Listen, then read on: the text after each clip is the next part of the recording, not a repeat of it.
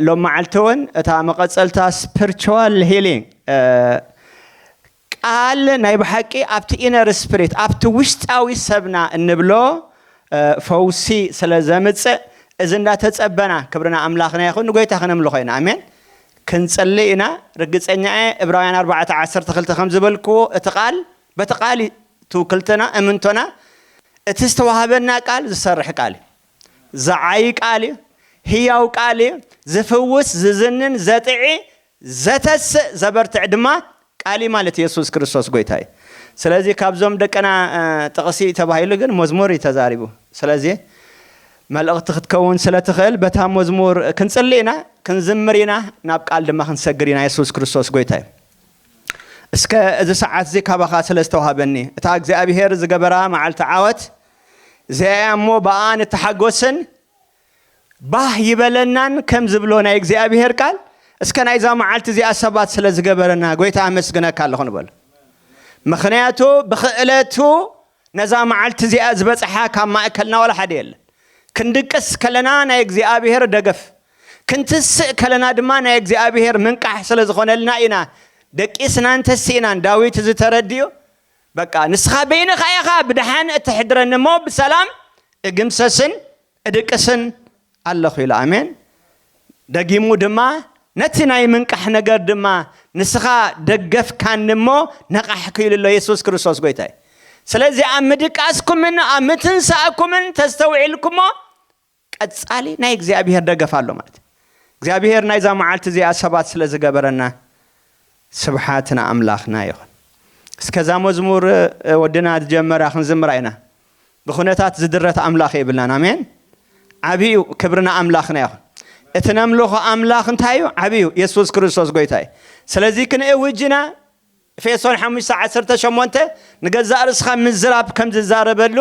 ተማለ ተዛሪበን ኢየሱስ ክርስቶስ ጎይታይ ክንዝምር ከለና እቲ አዋጅ ንዓና ኢየሱስ ክርስቶስ ጎይታይ ምክንያቱ መዝሙር ዜማ ዘለዎ ቃል አምላኽ ስለዝኾነ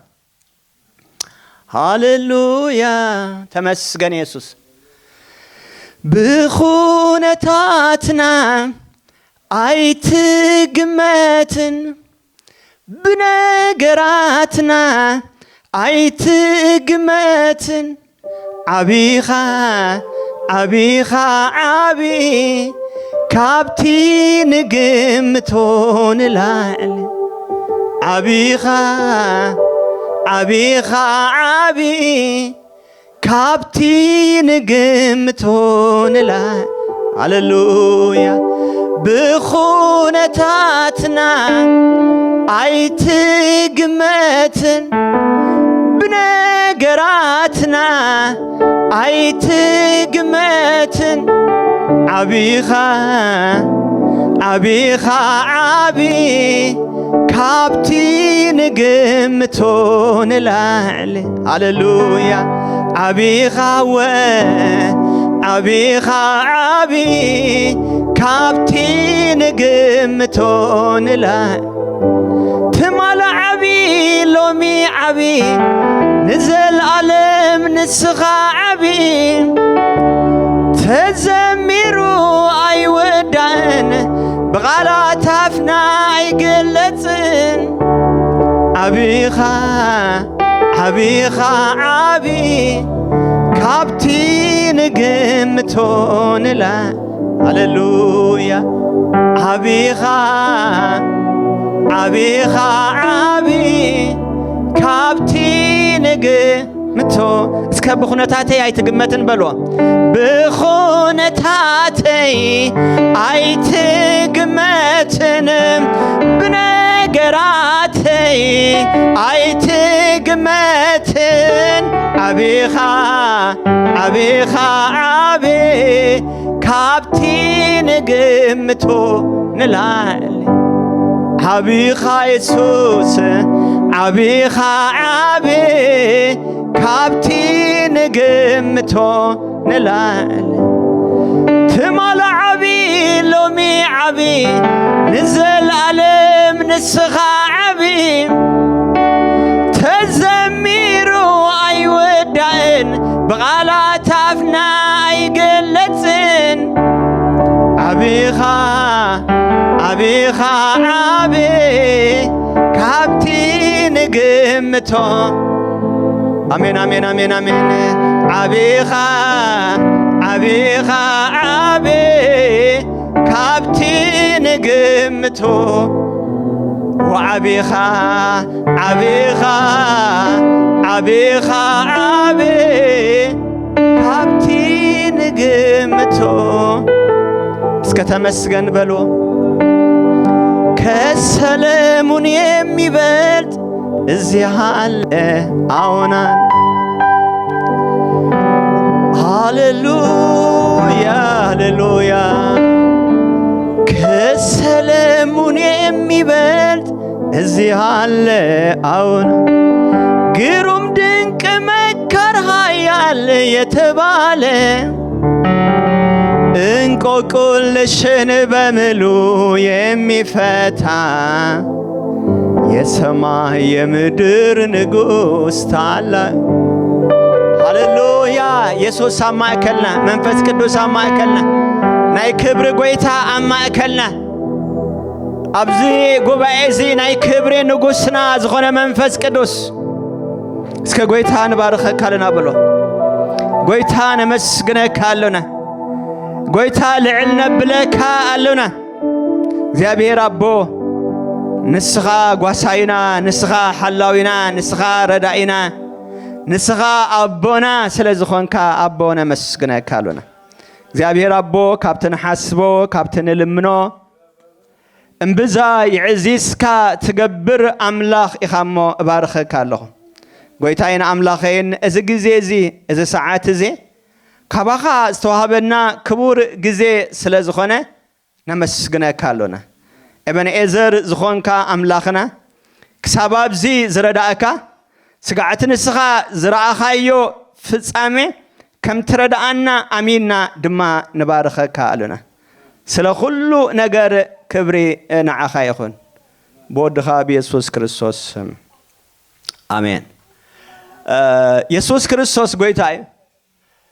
ንልያ ሓብተይ ምስ ረኣኹስ ሓደ ነገር ክዝከር ፀኒሐ ካብቶም ናይ ማዓስከር መጋደልትና ክብላ ይኽእል እየ ማለት እየ እቲ ህይወት ሕጂ ተመሊሰ ክዝክሮ ከለኹ ኢሳያስ 27 ጥቅስ 3 ከምዚ ይብል ኣነ እግዚአብሔር እንታይ ይገብሮ ሕልዎ ኢሉ አሜን ኩሉ ግዜ ድማ እንታይ ይገብሮ ኣለኹ ኣስትዮ ሓደ እኳ ከይጎድኦሲ ለይትን መዓልትን እንታይ ይገብሮ ኣለኹ ሕልዎ ኣለኹ ካብቲ ዝነበርናዮ ማዓስከር ናብ በዓል ጎንደር ካብ ጎንደር ሓሊፍካ ከዓ ናብ በዓል ኢትዮጵያ ተመሊስካ ከዓ ናብቲ ማዓስከር ሞኻት ዝኽየድ ቦታ ከዓ ገሊኡ ከዓ ብእግሪ ብለይቲ እንዳተላሕፀፅካ እንዳተዓንቀፍካ ከም ዝናይ ተጋዳላይ ከም ናይ ሰራዊት ግን ብኩሉ ሸነኽ ሓሊገን ክብርና አምላኽና ይኹን ኣብዚ ፕሮግራም አራኺብና እሞ ስብሓትና አምላኽና ይኹን ሓላዊኻ እንታይ ይገብርኒ ኣይደቅስን እንታይ ከዓ ኣይከውኒ ኣይታኸስን ኢየሱስ ክርስቶስ ጎይታ እዩ ስለዚ በዛ አምላኽ እዚ እምንተኹም ኩሉ ሰዓቢ ይኹን አሜን ክብርን እግዚአብሔር አምላኽና ይኹን ናብቲ ናይ ትማሌ መልእኽተይ ክቕፅል ትማሌ ተማሃርናዮ ትምህርቲ ካብ ምንታይ ነይሩ ኢየሱስ ክርስቶስ ጎይታ እዩ ካብ ሃጌ ኢና ርኢና ተመሊሰ ሃጌ ምዕራፍ 2 ጥቕሲ 5 ከንብባ ይደሊ ምክንያቱ ኣነ ንስኻትኩምን ናይ ኪዳን ህዝቢ ኢና ኢየሱስ ክርስቶስ ጎይታ እዩ እግዚአብሔር ድማ ኣነ እግዚአብሔር ብዛዕባ ገዛእ ርእሱ ክልወጥ ከሎ እዛ ቃል እዚኣ ሓዘለይ ሚክያስ መወዳእታ ሚልክያስ 3:6 ኣነ እግዚአብሔር እንታይ ይከውኒ ኣይልወጥኒ አሜን ብምሕረቱ በፍቅሩ እንታይ ዘይከውን ዘይልወጥ እግዚአብሔር ስለዚ ኩነታት ገለ ክዛረበካ ድምጽ ከስማዓካ እንተ ዳ ጀሚሮ ክብርና አምላኽና ይኹን ኣይተለወጥካንና ዓይልኩም ዘምሩላ አሜን ነገራት ይዝለዋወጥ ኩነታት ይዝለዋወጥ ዳንበር ናይ እግዚአብሔር ፍቅሪ እንታይ ይከውኒ ኣኽራን እኳ እንታይ እንትኾኒ ዝብል ቃል እግዚአብሔር ስለዚ እንተ ዘበሉ ምሕረትካ ግና ንዘላለም እንታይ ክኸውኒ ነይ ኣይክብልኒ ኢየሱስ ክርስቶስ ጎይታ እዩ ክብርን እግዚአብሔር አምላኽና ይኹን ስለዚ ኣብ ሃጌ ክዛረቦም ከሎ ምዕራፍ 2 ጥቅስ 5 ናብ ሓድሽ ኪዳን ምእንቲ ከኣቱ كمتي كاب جبس خطوة خلهم مساخاتكم زعاتهم وقال كيراني ها منفسي عماكلكم ينبر الله إما أنت أيتخونون أيتفرو إذا قال زي إذا كيران زي مسمني آتي وقزابير مسبوتاتهم مسبح حقوتاتهم أنت يجرو آتيو جناغه ولدتات سجيرو دما زي زبل كيدانو انتاي زي قبر زي رسع زي تألم زي لوت أملاخ سلازخونها اتمسبوتاتكم مسبح حقوتاتكم زعاته كيدان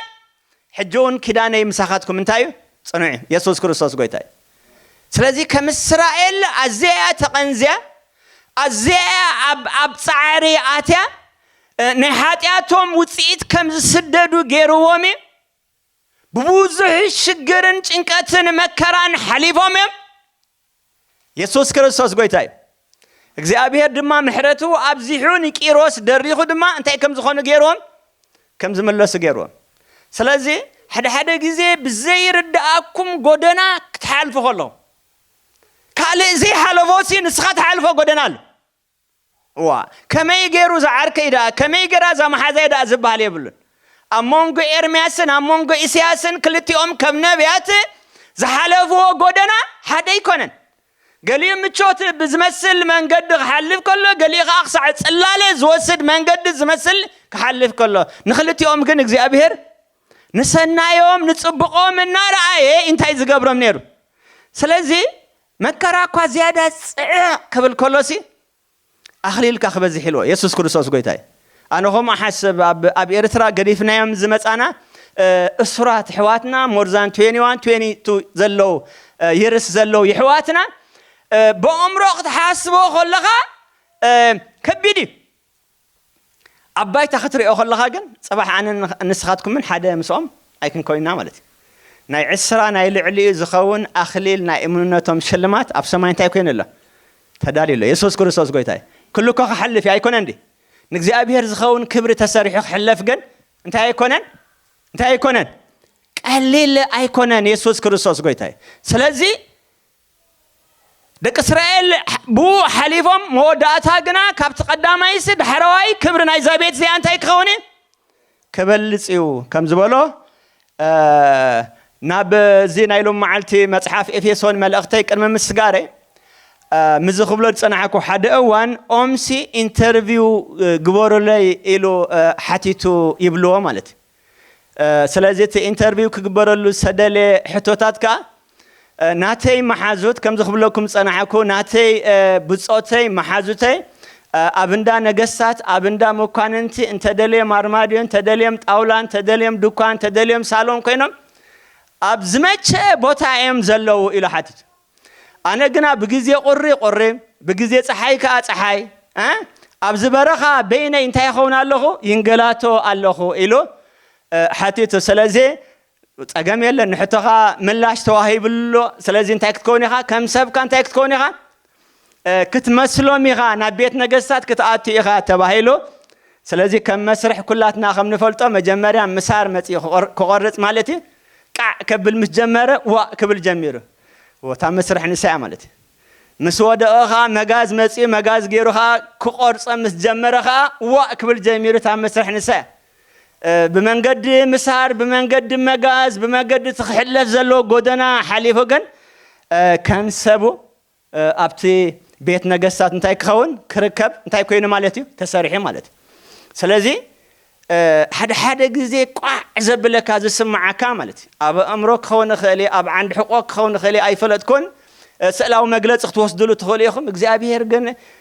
بو أبيلو نابز بلاد خبر يسوس كريستوس قويتاي بو أبيلو ناب نكحسلو نجار سلازي أتوانا سبحتنا أملاخنا يا بخنياتو كريستنا فتنان أي ترسعوا كل ساعتين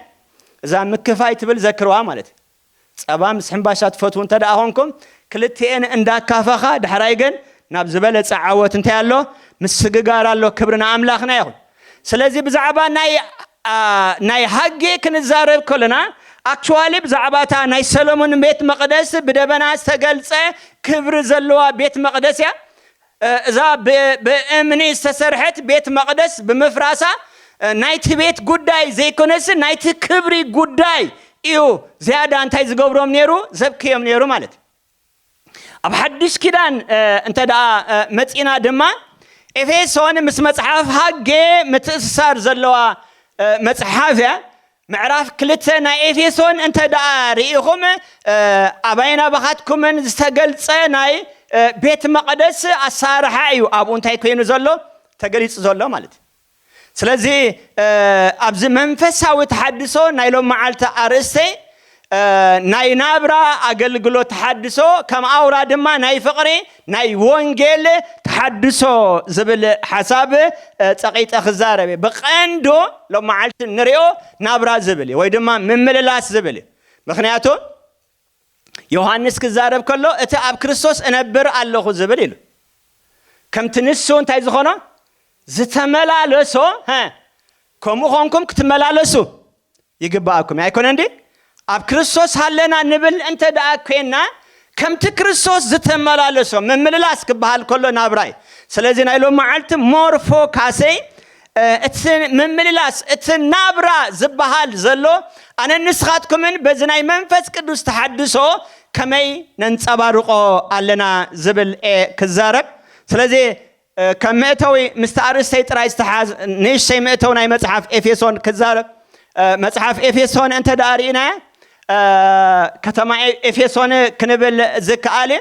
أبز حج تركي تبهاللو زلا تركب انتايا عدي يسوس كريستوس قويتاي أبجيزي باولوس بعبيتا أبتجزعات ناي روما مبل رابعيتي زعبيت كتما كم زنبرت لعلي كلتا ميتي شحز آخلو تقماتو ويدما هزبي كم زنبروا نايب حقي باولوس أبزا إفيسون مجمرة قبرهارات معرف عسرت شمونتا كاب شمونتا نيو دولون تداريخمو أبتخالعي ميسيوناوي قعزو إقرا من قدو إيو إفيسون حليفو نيرو قدي إلومو نيروم كتصنح قن أجندو أين برن محبر إفيسون باولوس كمسرتا كله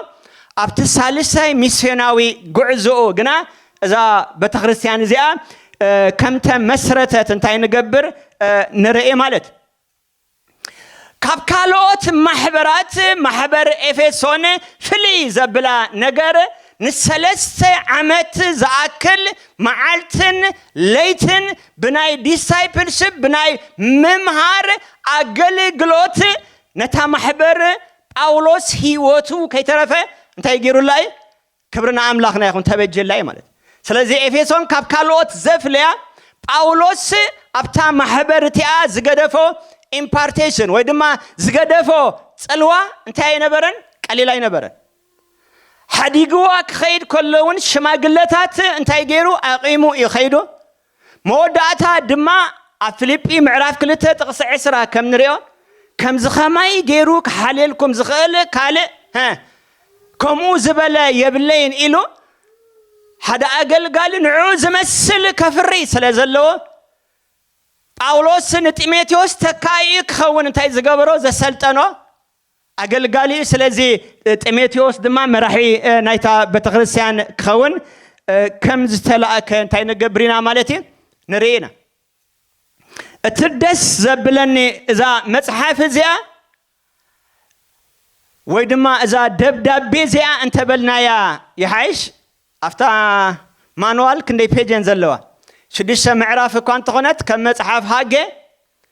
هاجي كلتا معراف زلوا اينا لنا اب حدش كيدان كا ذا افيسون زي شديش معراف يزلوا سلازي كتر اخلا دبدبي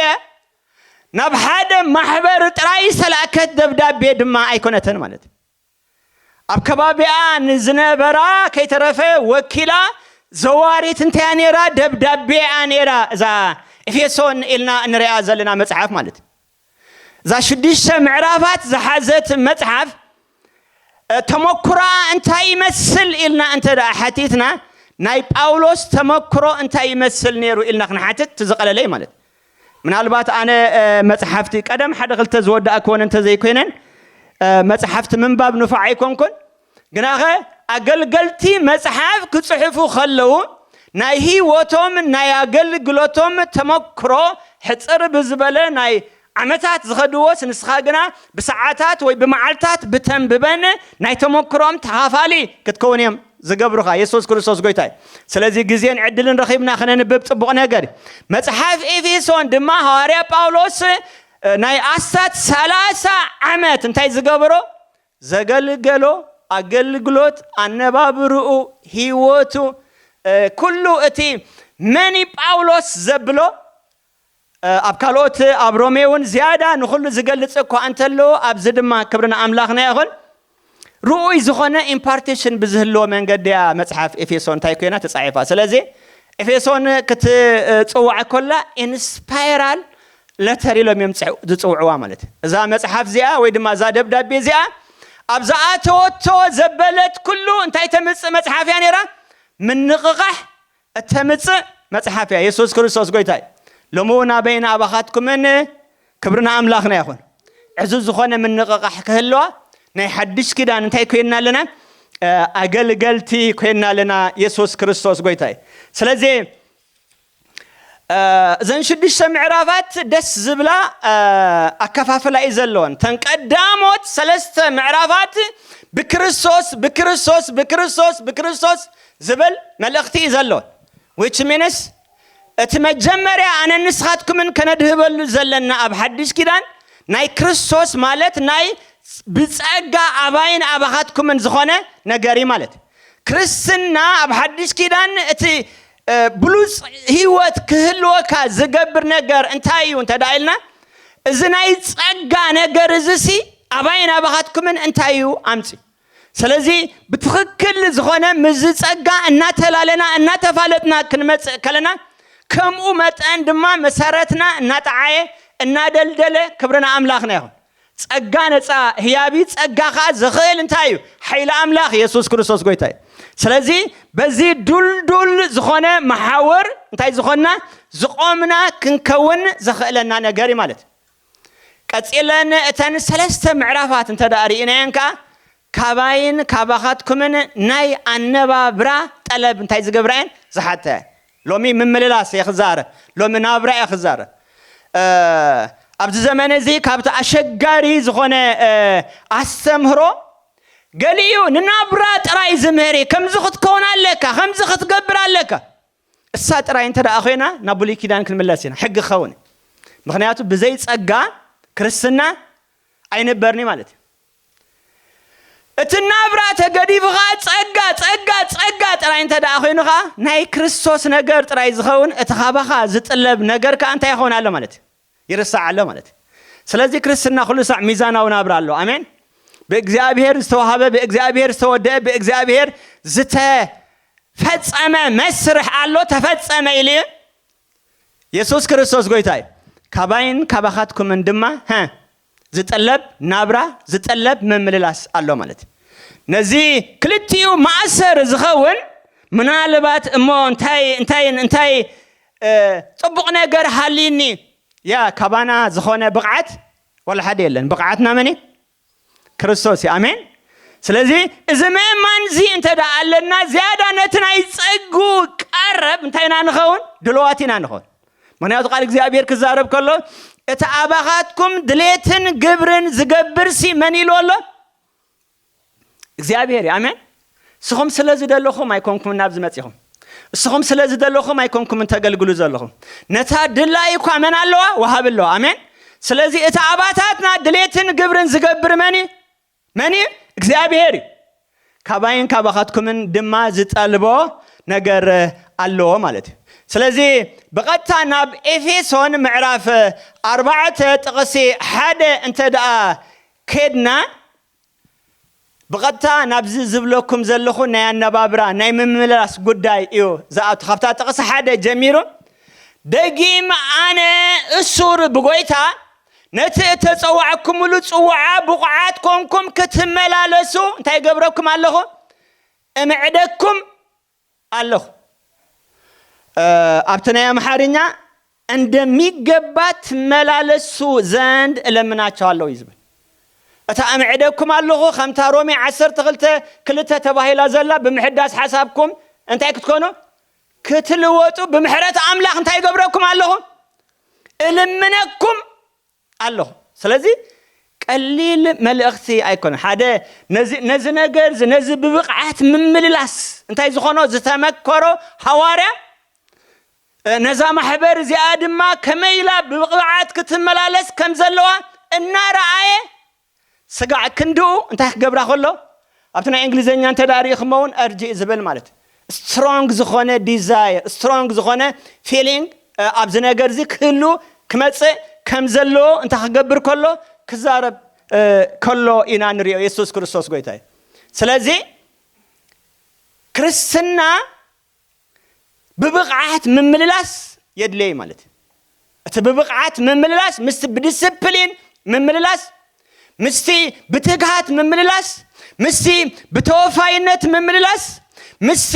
ኣብቲ ሰለስተ ምዕራፋት ናይ ኤፌሶን ዝረአናዮ ብጸጋ እንታይ ምዃን ምምልላስ እንታይ ዝኸውን ዝጠልብ all in all ከምዚ እንታይ ድዛረብ ዘሎ ክላይማክስ ከድና ንሪኦ ማለት ተራ ነገር ዘይኮነስ ልዑል ነገር እንተ ደኣ ተገይሩልካ እግዚአብሔር ብኽቡር ጽዋዓ እንተ ደኣ ጸዊዕካ ነዚ ጽዋዓ እዚ ግብረ መልሲ ዝኸውን ብቑዕ ዝኾነ ምምልላስ ካባይን ካባኻትኩምን የደለ ማለት ምናልባት ኣብነት ኮነና ቲቶስ እንተ ደኣ ወሲድናዮ ቲቶስ ኦፊሻል ሪፕሬዘንታቲቭ ናይ ሰብ ቆሮንጦስ ይነሩ ኣብ ካልኣይ ቆሮንጦስ ምዕራፍ 8 ካብ 16 እስካብ 17 ዘሎ እንተ ደኣ ርኢናዮ ጳውሎስ እቲ ኣባኹም ዘለኒ ሓልዮት ኣብ ልቢ ቲቶ ዘንበረ ኣምላኽ እንታይ ይኹን ይባረኽ ክብል ከሎ ኢና ንሪኦ ንሰብ ቆሮንጦስ ብጣዕሚ ኣቦ ጓሳ መምህር ወንጌላዊ ኮይኑ ዝተገልጸ እዩ ሐዋርያ ጳውሎስ ግን ኣገልግሎትካ ኣብ ገሊኡ የርህጽ ማለት ዝቕበለካ እንተ ዘይኮይኑ ዝነጽገካ እንተ ኮይኑ እንታይ ትኸውን ማለት ተርህጽ ኣገልግሎት ያትኸውን ስለዚ ሐዋርያ ጳውሎስ ካብ ብዙሓት ማሕበራት ዘርሃጽዎ ማሕበር መን እዮም ተዳኢልና ሰብ ቆሮንጦስ እዮም ማለት በይኑ ፍጹም ክኽእሎም ኣይከኣለን ማለት ቲቶ ዝዓቕሙ ይገብር እኳ እንተነበረ ኣብ መወዳእታ ግና እዚ መንፈሳዊ ተሓድሶ ዝብሎ ዘለኹ በቲ ኣነ ዝተዛረብክዎ ጥራይ ዘይኮነ ኢሉ ኣብቲ ጥቕሲ 17 ብገዛእ ፍቓዱ ብርቱዕ ድላይ ገይሩ እዩ ናባኻትኩም ዝመጽእ ዘሎ ኢየሱስ ክርስቶስ ጎይታ ሓደ ግዜ ኣብ ማሕበር ኣምላኽ በቃ ከምዚ ኣናውንስመንት ክበዝሕ ከሎ ናይ መንፈስ ቅዱስ ኢምፓርቴሽን እንተ ዘይብሉ ከምዚ ናይ ሃማማት ኣሃኳሰ ጥራይ ኮይኑ ይሰርፍ ማለት ምክንያቱ ብዘይ መንፈስ ቅዱስ ድርኺት ክርስትና እንታይ ክኾን ኣይክእልኒ ክስራሕ ኣይክእልኒ ማለት ናይ ብሓቂ ቲቶ ድማ እዚ ጸዓት እዚ እዚ ሓይል እዚ እዚ ጸጋ እዚ ሒዙ ንሰብ ቆሮንጦስ ንምብጻሕ ልዑል ዝኾነ ግራውንድ ክኾኖ ከሎ ኢና ንርኢ ኢየሱስ ክርስቶስ ጎይታ እዩ ክብርን እግዚአብሔር ኣምላኽና ይኹን ስለዚ ኣነ ንስኻትኩምን ድማ ብብቕዓት ምምልላስ እንተ ደኣ ከመይ ምዃኑ ክንሪኦ ኮይናሲ እቲ ብብቕዓት ንኽንመላለስ ዝተኸፈለልና ዋጋ ክብርና ኣምላኽና ይኹን እንታይ እዩ ክንሪኦ የድልየና ማለት ስለዚ ኩለና ይዛረበኒ ናይ ወንጌል ነገር እውን ክዛረብ ስለ ዘለኒ ጥቕሲ ጥራይ ከጽሕፈኩም ተንሰለስተ ክዛረበለን ኤፌሶን 2:2 ኤፌሶን 2:10 ኤፌሶን 4:1 ኤፌሶን 4:17 ኤፌሶን 5:2 ኤፌሶን 5:8 ኤፌሶን 5:15 ረአይወን ሸውዓተ ንምልኣቲ ዝገልጽ ክብርና ኣምላኽና ይኹን ኢየሱስ ክርስቶስ ጎይታ እቲ ምምልላስና ወይ ድማ እቲ ናብራና እንታይ ዘለዎ ክኸውን ምልኣት ዘለዎ ክኸውን ደጋጊሙ ተመላለሱ ተመላለሱ ተመላለሱ ዝብል ክብርና ኣምላኽና ይኹን መልእኽቲ ኣብዛ ሓጻር መጽሓፍ ናይ ኤፌሶን ክብርና ኣምላኽና ይኹን ክደጋገም ከሎ ኢና ንርኢ ማለት ብላዕሊ ጀሚረ ንድሕሪት ክምለስ ኣብ ኤፌሶን 5 ካብ 18 ክሳብ 19 ዘሎ ካብ 15 ዘሎ እምበኣርሲ ቅንያቱ ኩፊ ሞ ግዜ ዓዲኩም ከም ለባማት እምበር ከመዓያሱ ዘይኮነ ከመይ ብጥንቃቐ ከም ትመላለሱ እንታይ ይግበሩ ተመልከቱ ናይ ሙሉእ ግዜና ሰብ ረብሓ ክንከውን እንተ ደኣ ኮይና ሓደ እቲ ዘመን እንታይ ይመስል ኣሎ ከም ደቂ ይሳኮር ዘመናን ግዜናን እነለሊ ክብርና አምላኽና ይኹን ህዝቢ ክንከውን ዘኽእለና ናይ ምስትውዓል መንፈስ ረኺብና ከመይ ኣብ ከምዚ ዝበለ ግዜን ሰዓትን ብጥንቃቐ ናይ ሙሉእ ግዜና ሰብ ረብሓ ናይ ሙሉእ ግዜና ተጠቀምቲ ማለት ቢዚ ትብል ገሊኦም ዲፋይን ገብርዋ ከለው ቢንግ አንደር ሳታንስ ዮክ እዮም ዝብለዋ ማለት ቢዚ ለኹ እንተ ደኣ ተብዝሕ ኣለኻ ኾንካ ብገለ ሸነኽሲ ሰይጣን እንታይ ገይርዋ ኣሎ ማለት እታ መዘወር ሒዝዋ ኣሎ ማለት ምክንያቱ ዝሃለወ ሲስተም ይሃሎ ንዓኻትኩምን ግና ክሕዘና ዝግብኦ ሲስተም ክህሎ ኣይክእልን ኢየሱስ ክርስቶስ ጎይታ ናትና ፍቓድ ብናይ ገዛ ርስና ኮሚትመንት እንጎዮ እንጋልቦ ነገር እንተ ዘይኮይኖ ክርስትና ኩሉ ሰዕ ባላንስ ይክኸውን ዘለዎ ኣብ ነባብራና ኣብ ኣገልግሎትና ኣብ ህይወትና ኣብ ኩሉ ካልእ ነገርና ድማ ባላንስ ኮይና ክንከውን ክንከይድ እቲ ጸጋ እንታይ ይገብር ይኽእል ኢየሱስ ክርስቶስ ጎይታ ስለዚ ሃብታም ይብሉ ድኻ ይብሉ ቀይሕ ይብሉ ጸሊም ይብሉ ንኹላትና 24 hours እንታይ ኮይኑ ተዋሂቢ ስለዚ ናይ ሙሉእ ግዜና ሰብ ረብሓ ብምዃን በዚ ምጥንቃቕ በዚ ምስትውዓል እዚ ክንመላለስ ክብርና አምላኽና ይኹን ለሙ ናይ መንፈስ ቅዱስ ኢንስፓይሬሽን ኣባይና ባኻትኩም የደለ አሜን ኢምባላንስስ እንተ ደኣ ኣሎ ኮይኑ ደግፍ በልዎ ማማ ፀሃይቱ ዝክሮን ማማ ፀሃይቱ ደግፍ ዝብላ ኣዴን ነረን ደግፍ በልዎ ክብርና አምላኽና ይኹን ክድግፈኩም አሜን እታ ኻለይቲ ከም ደቂ ብርሃን ኮንካ እንታይ ምዃን ምምልላስ ኤፌሶን ምዕራፍ 5 ተዳሪኢኹማ በቀንዱ በብርሃን ክርስቶስ እንታይ ኮኖ ተመላለሲ ዝብል ኢየሱስ ክርስቶስ ጎይታ ንሕና ደቂ ብርሃኒና እቲ ከም ደቂ ብርሃን ኮንካ ምምልላስ ኣብቲ ጥቕሲ 8 ፍረ ብርሃን ብሰናይ ዘበለን ብጽድቅን እንታይኒ በሐቅን ኢሎላ ስለዚ ሰናይ ዘበለ حق زبالة صدق زبالة كم تاع فيليب خا 4:8 تفتاو زبالة انتي يقبرو حسابو النابلة انتي يقبرلو ززاربلو أباين أبغاتكمن ناي كريستوس النبابرة ناي كريستوس كاركتر ناي كريستوس هيوت أنن صبار صبات كنا كنملالس يسوع كريستوس قويتاي كاباين كابغاتكمن تاي زخون نجاري زتقلب نجاري مالت اتا اورا كزاربلا دلي زلهو ناي فقري كلتي انتن كوقع عند دلي زلهو اب اغلغلوت اب بتخريستيان اتا اورا اغلغلوت زبحال ناي وانجيل اغلغلوتن ناي ديسايبلشيب اغلغلوتني مالت ምናልባት በወንጌል እና መስከርና መኻዝድሕነ ነፍሳት እንተ ዳ አምጪና እትመምር ነቲ ዝደሓነ ነፍሲ እንታይ ክገብሮ ዲሳይፕልሺፕ ክገብሮ بقليل تعاوتريش منستري زبال كندي تمالالست አለው ሃይኮነን ኣብዚ ሕጂ ጸገም ዘሎ ሜጋ ቸርችታት ዝባሃል ኣለዋ ካብቲ ዝመጻናዮ እግረ መንገድና ዝራአናዮ ማለት ገለ ኮምፕሌን ክገብሩ ከለው ግን እዘን ሜጋ ቸርችታት ዝባሃላ ልዕሊ 2,000 ልዕሊ 3,000 አባላት ዘለወንን መን ይተአባል አበይ ነብር እንታይ መላለስ እንታይ ህይወት አለው ጥራይ ናይ ሰንበት ተአከብት ስለዝኾኑ ሜጋ ቸርች ዝባሃል ማለት አምላክ አኽር ኦኸለስ በዛ ሜጋ ቸርች እንታይ ዕዮ ይዕየሎይ ማለት ስለዚ ካብ 5,000 አባላት ዘለዋ ሜጋ ቸርች 5 ደቀ መዝሙር ዘለዋ ንእሽተ ቸርች ኣዝያ ውጽኢታዊት ኢየሱስ ክርስቶስ ጎይታይ ስለዚ ኣነ ንስኻትኩምን እታ አውራ ነገርና ከይንርስዖ አውራ ነገር ወንጌልን መኻዝናይ ዲሳይፕልሺፕ አገልግሎትን ይብሎ ስለዘለኹ ናብታ ጥቕሲ 1-2 እንተዳ መጺና ክብርና አምላኽና ይኹን ኤፌሶን 5 ደጊም ከም ፍሩጣ ከም ፍቁራት ውሉድ ሰዓብቲ አምላኽ ኩኑ ኢሉ መልእኽቱ ኣብ ጥቕሲ 2 እዩ ዘሎ ከምቲ ክርስቶስ ዘፍቀረኩም ነፍሱን መባእን መስዋዕትን ገይሩ ንአምላኽ ንምኡዝ ጨና በጃ ዘሕለፈ እዚ ዓብ ምስጢር ዘሎ ነፍሱን መባእን መስዋዕትን ገይሩ ንአምላኽ ንምኡዝ ጨና በጃና ዘሕለፈ ከምኡ በፍቅር እንታይ ይግበሩ ሰቂል ይኮን በፍቅር ተመላለስ ይሉ በፍቅር ክትመላለስ ክብርና አምላኽና ይኹን እታ ክርስቶስ ስለኻ ክብል ዝሓለፋ እንታይ ናይ ፍቅሪ አገልግሎት ይኣብዝ እንታይ ዝኸውን ዘሎ كم فقرات انتي بلو الله كم فقرات ولد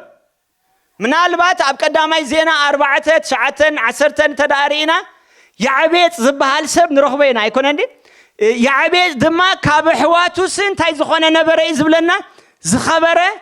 نبره يزبلنا كاب حواتو زخبره زغبرو انتي نيرو حنت ነገር يعني راس دما اديو انتي جيراتو بصعري وليداتو ማለት ስለዚህ ካብካሎት ዝወለደቶም ውሉድ ያዕቤጽ ብጻዕሪ ዝተወልደ ውሉድ ስለዝነበረ ኢየሱስ ክርስቶስ ጎይታይ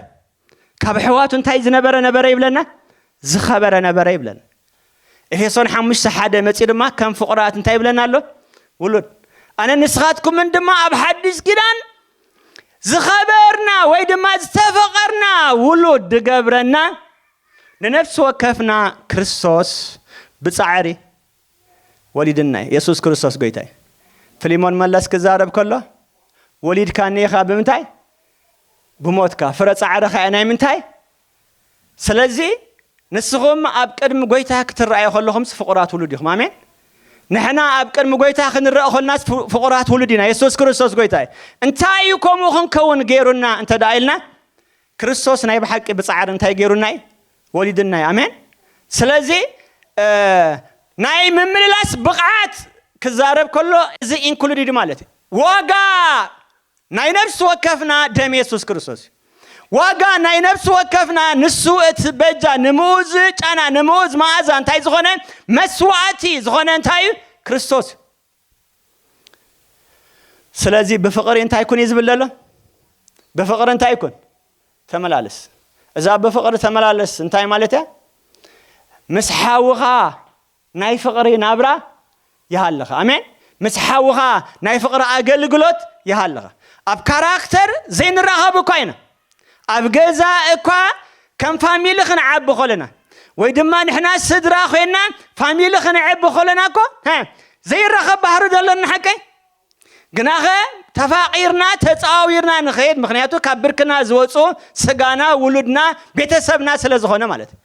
اما حبر املاح دما كابزي زبلص نخخونسي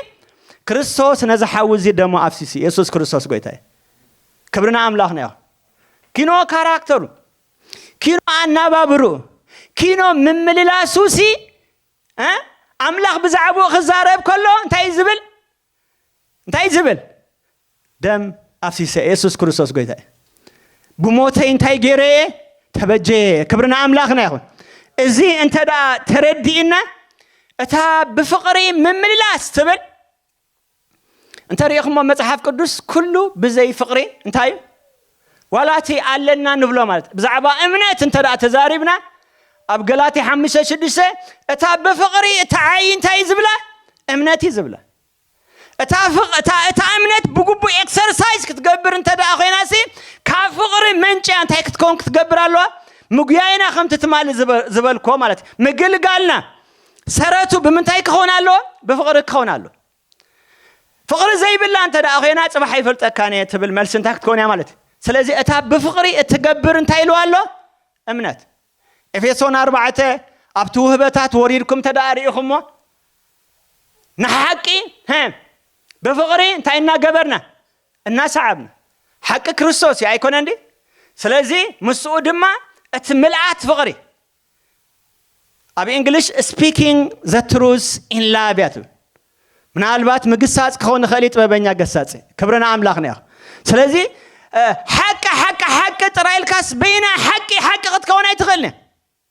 እተሐቀስ በመንታይ ክትተሐዛለዋ በመንታይ ክትተሐዛለዋ ሐቂ ውጽኢት ከተምጽ እንተ ዳ ኮይና በፍቅሪ ክትተሐ ብዙሕዋን ሚስ ካብ ንገብሮ ኣብ ሐቅነት አለና እታ ፍቅሪ እንተ ዳ ዘቢላ ግን እንታይ አትኸውን ውጽኢት ስለዚህ ኣብቲ ሕብረት መንፈስ ኤፌሶን 4 ኣብቲ ህበት ክዛረብ ከሎ ክብርና አምላክና ይኹን በብመለጋገቢው እንታይ እናኾነ እናተተሐዘ ናብቲ ርእሲ ዝኾነ ክርስቶስ መእንቲ ክንዓብ ምዕባይ በክርስቶስ ይኽብል ከሎ ነፍቅሪ በሐቅ እንታይ እናገበርና እቲ ክህነት ዘሎ አካል ድማ በፍቅሪ እንታይ እናኾነ ይዝብሎ ዘሎ እናተሃንጸ ኢየሱስ ክርስቶስ ጎይታይ ካላ ዛርባ እንታይ እቶም ውህበታት ፋንክሽን ክገብሩ እንተዳ ኮይኑ እቶም ውህበታት ብግቡእ ክሰርሑ እንተዳ ኮይኖም ሲ እቲ መለጋገቢኦም ኣብ ኩሎም ናይ ምንታይ ማርክ ክህልሎ ናይ ፍቕሪ ማሕተም ክህሉ ኣሎ ኢየሱስ ክርስቶስ ጎይታይ ስለዚ ናይ ኩሉ ኣምብሬላ ጌርና እንወስዳ እንታያ ፍቕሪያ ክብርና ኣምላኽና ይኹን ስለዚ እዛ ፍቕሪ እዚኣ ኣባይን ኣባኻትኩምን እንተዳ ኣላ ኮይና ኣውራ ነገር ኣባይን ኣባኻትኩምን ዝርአ ናብቲ ኤፌሶን 4 ምዕራፍ 3 እንተዳ ተመሊስና ነቲ ሕብረት መንፈስ ብማእሰር ሰላም ጠሚርኩም ክትሕዝዎ እንታይ ግበሩ ተጋደሉ ኣሜን ነቲ ሕብረት እንታይ መንፈስ ኣብ ተሐድስ ትርጉም ነቲ ብመንፈስ ቅዱስ ዝተዋሃበኩም ሕብረት ያትብል ስለዚ ኣብ ናይ ጳውሎስ መልእኽቲ ኣብ ኩለን ተዳሪኹም ጸጋ ኣብተን 3 ምዕራፋት ኣዝየና ገደስቲ እየን ከም ዝበልኩን መወዳእታ ክዛረብ ከሎ ጸጋ ምስ መን ይኹን ምሳኻትኩም ይኹን ጸጋ ምስ መን ይኹን ነፍሲ ወከፍ መልእኽቲ መዛዘሚአን ጸጋ ምሳኻትኩም ይኹን ያትብል ኣብ ሕብረት ክንመጽእ ከለና ግና ክብርና ኣምላኽና ይኹን እቲ ሕብረት መንፈስ ዝብሎ ዘሎ እዚ ሕብረት እዚ ወሃቢኡ መን መንፈስ ቅዱስ ክሕሎ እንተ ደኣ ኮይኑ ከዓ ብምንታይ እዩ ዝሕሎ ብመንፈስ ቅዱስ ኣነ ንስኻትኩምን ሕብረት ወሃቢኡ መንፈስ ቅዱስ ምዃኑ እንተ ዘይተረዲእና ብመንፈስ ቅዱስ ድማ እንታይ ክንገብሮ ኣይንኽእልና ክንሕልዎ ኣይንኽእልና ማለት ንዓኻትኩም ንስተዋሃበና ሕብረት ብመንፈስ ቅዱስ ምዃኑ ወሃቢኡ መንፈስ ቅዱስ ምዃኑ እንተ ደኣ ተረዲእና ድማ ብመንፈስ ቅዱስ ክንሕልዎ ኢየሱስ ክርስቶስ ጎይታይ እንታይ ዝኸውን ዝቐለለ እዩ ዝኸውን ማለት ካብተን ኩለን ማሕበራት ካልኣይ ቆሮንቶስ እንተ ደኣ ርኢኹም ምዕራፍ 13 ጥዕሲ ክንደያ ወዲኣ ደላ ናይ መወዳእታ ኣብኣ ጥራይ 3 ኣምፂዎም ኣሎ እንተንበብናያ ጽቡቕ ክብርና ኣምላኽና ይኹን ካልኣይ ቆሮንቶስ እስከ ንገንጸል እሞ ኩለን ተን ካልኦት ምዕራፋት ክብርና ኣምላኽና ይኹን ጸጋ እንዳበለ እዩ ዛዚሞን ካልኣይ ቆሮንቶስ ምዕራፍ 13 ጥቕሲ 14 ግና ከምዚኣ ትብል ጸጋ ጎይታና ኢየሱስ ክርስቶስን ፍቕሪ ኣምላኽን ሕብረት መንፈስ ቅዱስን ምስ ኩላትኩም ይኹን ኣብዚኣ እዛ መልእኽቲ እዚኣ ኣብዚኣ ጥራይኹም ትረኽብዋ ሕብረት እንታይ መንፈስ ቅዱስ ስለዚ بخلا زاربا تأجا أنتيلنا من يزرع بتأجا يسوسي كبرنا أملاخنا يا أخوان فقرة أنت دايلنا من يزرع بفقرة زي أملاخ حبرة أنت دايلنا خا من يزرع بحبرة زي منفس قدوس نمنتاي خون إلي حسبني را أبكاليس تأجا النابل زازي موسي أبسب قرنطوس جن زيام سلسة بممسان حبرة منفس قدوس جنا مسكولاتكم يخون زبلو زلون تدارينا من البات أب كاب كلن محبرات حبرة لوز زجبرت بمثل لا ينتهي زخونت زتفلتت أنا ناي أبلوس أنا ناي باولوس اتبل دما أبسب تمكحتي سلازنا بروم أب تمعرف سلسته بسبب أيتمكحو إلو انتهي زجبر لهم زصحافة لهم نتميسر ناي حبرة انتهي زي جبرو زي تردو محبر انت دانيرهم منهم سب قرنطاس مالت سلازي حبرة منفس قدوس مسماني يخون حجون كبرنا أملاخنا يخون إذا حبرة تزي بمن يتصنع مالتي زاسوايو تتحدثوا سناي من تاي تحدثي ناي منفس قدوس تحدثي تيوري كم فلتان خلينا حدينا تبل مزمور دل حاجة أو أفتخن زمرة خلنا impartation الله حدينا نابلكا أباي تخت متسخل خاجن حديه نام بال أنت دائما تخاجن أنت تخون دللا مالت أتا تيورن أتا practicalين أنت تخون الله تفعل الله مالت لو بمنفس قدوس حدا مخاني خون الله آمين بقى منفس قدوس حدا خجبرنا ناي منفس قدوس impartation كم تسنا مخنياتو بزي حبرت أنت هيك خون هيكلني منفس هو عيه يكلني فتينا تسألينا قدام يقولون تسمع رافع 10 تخل تخزارب كله بأكلات غير يسمينا دللا مالت عيني أي ኣይተድልይኒ ክትብላ ተለኻስ ብገዛእ ፍቃድካ ዕውር ትኾናለኻ ማለት እዝኒ ኣይተድልይኒ ክትብላ ከለኻ ብገዛእ ፍቃድካ ጸማም ትኾናለኻ ማለት ኢድ ኣይተድልይኒ ክትብላ ከለኻስ ብገዛእ ፍቃድካ ቆራይ ትኾናለኻ ካብዚ ጎይታ ይሰውረና ክብርና ኣምላኽና ይኹን እቲ ውህበት ኣገልግሎት ነናቱ ኣነ እግሪ እንተ ደኣ ኮይነ ኢድ ክኸውን ኣይክእልኒ ኣነ ኢድ እንተ ደኣ ኮይነ ዓይኒ ክኸውን ኣይክእልኒ ነበራቶ ስለዚ እዚኣስ እንታይ ኣይኮነትን ጸጋ ኣይኮነትን ክብርና ኣምላኽና ይኹን ዘይ ውህበትካ እንተ ደኣ ኮይናስ እዚኣ እንታይ ኣይኮነትን ካብ ተባላሽ ኣብኡ እንታይ ኣይኮነትን ውህበት ኣይኮነትን ጸጋ ኣይኮነትን ኣነ ዓይኒ ስለዚ እዝኒ ክትመጽእ እጸልይ ኣለኹ ኢየሱስ ክርስቶስ ጎይታ እዩ ሎሚ እግዚአብሔር ብሕብረት መንፈስ ይባርኽ አሜን ዋና ነገር ናይ ፍቕሪ ኢምፓርቴሽን ኣብ ማሕበር ኣምላኽ ናይ ፍቕሪ ኢምፓርቴሽን ኣብ ቤተ ክርስቲያን ክመጽእ ከሎ እቲ ኣውራ ነገር እንሪኦ እነሆ ኣሕዋት ብሓደ ሓቢሮም ክነብሩሲ ክንደይ ሰናይን ጥዑምን ኣሜን በኣካል ሕጂ ተራኺብኩም ኣለኹም ልብኹም ኣይፈልጠን ኣብኣ ግን ሕብረት መንፈስ ይልዋ ዘሎ ታ ዩኒቲ ናይ ምንታይ ናይ በኣካል ሕጂ ከምዚ ንሪኦ ዘለና ዘይኮነሲ ናይ ልቢ እንታይ ዩኒቲ ዘለና ኣሜን ናይ ልቢ እንታይ ሓድነት ዘለና ክንከውን እዩ መንፈስ ቅዱስ ዘልየና ኤፌሶን ገሊኦም ሰባት ክዛረቡላ ከለዉ ብኽልተ ነገር ገይሮም እዮም ዝገልጽዋ ኣብ ሓንቲ ኣቓጥቕለ መጀመርያ ዩኒቲ ኢን ክራይስት ኢሎም ዝገልጽዋ ማለት ሕብረት ክርዳኣና እንተ ደኣ ኮይኑ ሰንኮፍ ዝኾነ ሕብረት ኣባይና ባኻትኩም እንተለኮ መጀመርያ ዘይጥዑይ ሕብረት ምስመን ኣለና ማለት ምስ ክርስቶስ ኣለና ማለት ስለዚ ዩኒቲ ኢን ክራይስት ብሎ መጀመርያ ማለት ምስ ኣምላኽ ዘለና ሕብረት ክድልድልን ክጥዒን ኣሎ ኢየሱስ ክርስቶስ ጎይታ ሓደ ሰብ ማጆሪቲ ዝዛረብ ዘለኹ ምስ ብጾቱ እንተ ደኣ ጥዑይ ዘይኮነ ሕብረት ኣለዎ ኮይኑ ምስ ኣምላኽ ጥዑይ ዝኾነ ሕብረት የብሉን ማለት ምስ ኣምላኽ ጥዑይ ዝኾነ ሕብረት እንተ ደኣ ሃልይዎ ድማ ምስ ማሕበር ኣምላኽ ሕሙም ዝኾነ ሕብረት ክህልዎ ኣይክእልኒ ምክንያቱ ኣምላኽ ህያቡ እንታይ ብሉፅ ኢየሱስ ክርስቶስ ጎይታ እሞ ናብቲ ዩኒቲ ኢን ክራይስት ዝብል ኢየሱስ ክርስቶስ ጎይታ ናብቲ ምስ ኣምላኽ ዘለና ሕብረት ናብቲ ምስ ኣምላኽ ዘለና ፌሎውሺፕ ፎካስ ክንገብር ጎይታ ይደልየና ኢየሱስ ክርስቶስ ጎይታ ድሕሪኦ ተቀዳሜት ዩኒቲ ኢን ክራይስት የለኩም ተኻለይትኻ ዩኒቲ ኢን ዘ ባዲ ኦፍ ክራይስት እዮም ዝብለዋ ማለት መጀመርያ ምስ ኣምላኽ ምስ ክርስቶስ ሕብረት እንተ ደኣ ኣለካ ኮይኑ እቲ ዝቕፅልካ ምስታ ኣካል ክርስቶስ ከዓ ጥዑይ ዝኾነ ሕብረት ይህልወካ ኣሜን ኢየሱስ ክርስቶስ ጎይታ ስለዚ ዩኒቲ ኢን ክራይስት ዩኒቲ ኢን ዘ ባዲ ኦፍ ክራይስት እንተ ደኣ ኢልናስ ብጠቕልላ መጽሓፍ ኤፌሶን ብዛዕባ ዩኒቲ ኣትዛረብ ማለት ስለዚ በዚ ሕብረት መንፈስ ምብራኽ ይኹነልና በዚ ሕብረት መንፈስ ምጥዓይ ይኹነልና ነዚ ሕብረት መንፈስ ዋጋ ምዃን ይኹነልና እቲ ዝተዋህበና ሕብረት መንፈስ ቅዱስ ወሃቢ መንፈስ ቅዱስ ምዃኑ ተረዲእና ንመንፈስ ቅዱስ ባህ እነብል ደኣ እምበር ንመንፈስ ቅዱስ እነጉሂ ሰባት ከይንኸውን ጎይታ ይርዳእና ኣሜን ናብቲ ካልኣይ ሓሳበይ እቲ ካልእ ምምላስ ኣብ ገዛኹም አንብቦ ጥቕሲ ሂበ እቲ ካልኣይ ንሪኦ ድማ ክብርና ኣምላኽና ይኹን ናይ ብሓቂ ናይ ፍቕሪ ኢምፓርቴሽን ዘለዎ እንተ ደኣ ኮይኑ ሕጂ ነፍሲ ወከፍና ማራናታ እንተ ንብልሲ ኣሜን ኢየሱስ ንዓ ኢየሱስ ክርስቶስ ጎይታ ማራናታ ክንብል ግን ዝድርኸና ነገር ምናልባት ብግልና ማራናታ ንብል ኢና ኣብ ባይታ ውስጥና ማራናታ እናበለ ክጭድር እንተ ደኣ ኮይኑ ግና እተን ዘይደሓና ነብሳት ጎይታ ኮነ እተን ዘይደሓና ነብሳት እንታይ ዝገብር ዘሎ ዝፅበ ዘሎ ስለዚ ኣብቲ መንፈሳዊ ዓለም ናይ ብሓቂ ኣብ ውሽጡ ፍቕሪ ዝነዶ ሰብ ወይ ድማ ብፍቕሪ ዝነብር ዝመላለስ ሰብ ናይ ማሕበር ኣምላኽ ይኹን ናይ ግሊ ይኹን እቲ ኣውራ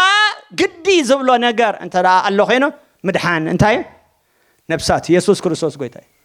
ብጸሎት ስለ ምድሓን ነብሳት በወንጌል ምውፃእ ስለ ምድሓን ነብሳት በገልግሎት ስለ ምድሓን ነብሳት ኢየሱስ ክርስቶስ ጎይታ ስለዚ እቲ ኣውራ ነገር ዝበልኮ ናይ ደቂ ኣንስትዮ ዶ ናይ ደቂ ተባዕትዮ ዶ ናይ ሽማግለ ዶ ናይ ገለ ዶ እንዳበልካ እንተራእቲ ወንጌል ይንጠር ኣሎ ኮይኑስ እታ ማሕበር ኣምላኽ ካብቲ ኣውራ ተልኡኻ ትኻለ ኣቦቱ ኣገዳስነት እኳ እንተሎ እቲ ኣውራ ነገር ግን ኩሉ ሰዓት እንታይ ክኸውን ክኽእል ኣሎ ሕልው ክኸውን ክኽእል ኣሎ ኢየሱስ ክርስቶስ ጎይታ ስለዚ ናብቲ ወንጌል እንተ ደኣ መፂና ዘካርያስ ዮሐንስ ካብ እንዳ ዘካርያስ ክወፅእ ከሎ ክብርና ኣምላኽና ይኹን ብሉፅ ህያብ ኮይኑ ክመፅእ ከሎ ኣብ ሉቃስ ምዕራፍ 1 ጥቕሲ 77 እንተ ዳሪኢኹሞ ንህዝቡ ህድገት ሓጢአት ዝረኽብሉ ናይ ድሕነት ፍልጠት ክትህብ ኢኻ ኢሉ ክዝረበሉ ከሎ ንሪኦ። ናይ ምንታይ ፍልጠት? ናይ ድሕነት ፍልጠት። ኢየሱስ ክርስቶስ ጎይታ እዩ። ኣነ ንስኻትኩምን ምናልባት ኣብዚ ዓለም ፕሮፌሰርስ ካልእ ፍልጠት ዘለዎም ክህሉ ይኽእሉ እዮም። ኣባይና ባኻትኩምን እንተ ደኣ መፂና ግና ናይ ምንታይ ፍልጠት ኣላ? ናይ ድሕነት ፍልጠት። ንህዝቡ ሲ ናይ ድሕነት ፍልጠት እንታይ ክገብር እዩ? ክህብ እዩ። ኣብ ግብረ ሐዋርያት ምዕራፍ 3 እቲ ስንኩል ሰብ ንኽንኽ ዝኾነ ድልዱል ዝኾነ ክተኽብሉ ኢሉ ክፅበ ከሎ ጴጥሮስ እንታይ ኢልዎ? ወርቅን ብሩርን የብልናን ክብርና ኣምላኽና ይኹን። እቲ ንህበካ ግና መን ኢልዎም? ኢየሱስ እዩ። ኣሜን። ስለዚ ኣነ ንስኻትኩምን ዝወሃብ ነገር ኣለና። እሱ ድማ መን እዩ? ኢየሱስ እዩ። ኣሜን። ዝወሃብ ነገር ኣለና። ንሱ ድማ እንታይ እዩ? ዘለኣለምነት እዩ። ዝወሃብ ነገር ኣለና። ንሱ ከዓ እንታይ እዩ? ምድሓን እዩ። ብንእሽተይ ፒቲ ዝኾነ ነገር ኣብ መዓልቲ እናተጨነቕና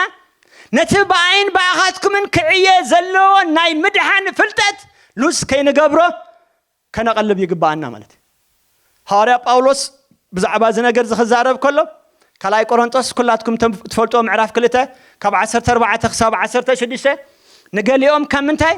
ካብ ሞት ናብ ሞት፣ ንገሊኦም ከዓ ካብ ህይወት ናብ ምንታይ? ናብ ህይወት እነሰጋግር እንታይ ኢና? ሽታ መዓዛ እንታይ ኢና? ክርስቶስ ኢና። በቃ ክዘውር ከሎ ገሊኦም ሪጀክት ዝገብሩ እዮም ካብ ሞት ናብ ምንታይ? ናብ ሞት። እቶም ነቲ ወንጌል ዝቕበልዎ ግና ካብ ህይወት ናብ ምንታይ? ናብ ህይወት። ኢየሱስ ክርስቶስ ጎይታ እዩ። ኣብታ ጥቕሲ 16 ኸይድኩም ተዳሪኢኹማ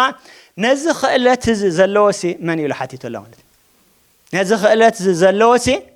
ንዓና ቻለንጅ ክገብር እዩ። ነዚ ክእለት እዚ ክእለት ኣብ ፕሮፌሰር ኣይርከብን። እዚ ክእለት ኣብ ሓደ ሳይንቲስት ኣይርከብን። እዚ ክእለት ኣብ ሓደ ማልቲ ሚልዮነር ኣይርከብን። እዛ ክእለት እዚኣ ኣባይን ኣባኻትኩም እንጥራያ ዘላ ክምልሳ ከሎ ካልኣይ ቆሮንጦስ ምዕራፍ 3 ጥቕሲ 5 ኸይድኩም ራእይዋ እዚ ክእለት እዚ ካብ ኣምላኽ ካብ ረኸብና እዩ ዝብል። ኣሜን። ስለዚ ኣባይና ኣባኻትኩም እንሲ ካብ ኣምላኽ ዝኸውን ናይ ምንታይ? ናይ ምድሓን ፍልጠት ኣሎ። ኢየሱስ ክርስቶስ ጎይታ እዩ። ክብርና ኣምላኽና ይኹን። ስለዚ በዚ ነገር ንተግህ እንተ ደኣ ኮይና ዝተዋሃበና ኦፖርቹኒቲ ክብርና ኣምላኽና ይኹን። ፀባሕ ብሉፅ ኣኽሊል ክንረክብ ዝተዋሃበና ዕድል ዝተዋሃበና ኣገልግሎት ምዃኑ እንታይ ክንገብር ይግባአና? ክንሓሰብ ይግባአና። ድማ ነዚ ተዋሂብኩም ዘሎ ሓታት ኣለዎ ማለት እዩ። ሓታት ኣለዎ። ፀባሕ እንታይ ክትኮኑ ኢኹም? ክትሕተቱ ኢኹም። ኣብ ማቴዎስ ምዕራፍ 25 ካብ ጥቕሲ 23 24 መወዳእታ ተዛሪብዋ ዘሎ 27 እንተ ደኣ ርኢና ገሊኦም 5 መኽሊት ዝተዋሃቦም እዮም፣ ገሊኦም 2 መኽሊት ዝተዋሃቦም እዮም፣ ገሊኦም 1 መኽሊት ዝተዋሃቦም እዮም። ኣብቲ ጎራ 1 መኽሊት ዝተዋሃቦ እንተ ደኣ መፂናሲ ሓድሽ ትርጉም ምንባብ ብጣዕሚ እየ ዝፈቱ። ትዛረበሉ ቋንቋ ከዓ ብሓድሽ ትርጉም እዩ ማለት እዩ። ነቲ ገንዘበይሲ ኣብ ባንክ ከተቐምጦ ምተገብኣካ ነይሩ እዩ ዝብሎ ጎይታ በዓል ማለት ነቲ ዝሃብኩኻ እዚ ተዋሂብና ዘሎ ናይ ወንጌል ሕድሪ መን ኣለዎ? ዋና ኣለዎ። ኢየሱስ ክርስቶስ ጎይታ እዩ። ስለዚ ፅባሕሲ ገሊኦም ሓቀይ ዝፃባፀቡ ስፔሻል ኣብ ደቂ ኣንስትዮ ከምዚ ዓይነት ፍሉይ ጊፍት ኣሎ። ሓቀይ እዚ ናይ ምፅብፃብ ደቂ ተባዕትዮ ናይ ምርሳዕ ነገር ኣለና ብዙሕ እዋን በቃ ብደቂቕሲ ከምዚኣን ተባሂሉ ምፅብፃብ ሓደ ይረአዩ። ሓቀይ ካብኡ ንላዕሊ ጎይታና እንታይ እዩ? ተፃባፃቢ እዩ ማለት እዩ። እንታይ ይሂብካ? ፅባሕካ እንታይ ኢኻ ሰሪሕካ ወይ ድማ እንታይ ኢኻ ነቲ መኽሊት ኣሽሪፍካ እንታይ ክገብር ክሓትት ኢየሱስ ክርስቶስ ጎይታ እዩ። ስለዚ ነቲ ገንዘበይሲ ኣብ ባንክ ከተቐምጦ ምተገብኣካ ነይሩ። ተመሊሰኻ ኣነሲ ምስ ወለዱ እንታይ ምገበርኮ ነይረ? መወሰድኮ ነይረ ማለት እዩ። ስለዚ ኣነ ንስኻትኩምን ከነገልግል ከለናሲ ባንክ ኣሎ ማለት እዩ። ክብርና ኣምላኽና ይኹን። ወለድ ይወልድ ኣሎ። ኢየሱስ ክርስቶስ ጎይታ እዩ። ኣነ ንስኻትኩምን ናይ ኢየሱስ ክርስቶስ እንታይ ኢና ማለት እዩ? ነጋዳን ኢና። ክብርና ኣምላኽና ይኹን። ኣብ ቢዝነስ ዓብይ ወፍሪ ዝበሃል ኣሎ። ዓብይ ኢንቨስትመንት ዘለዎ ማለት እዩ። እዚ ግን እንታይ ናይ ዓለሚ መወዳእቱ ከዓ ዝጠፍእ ነገር እዩ።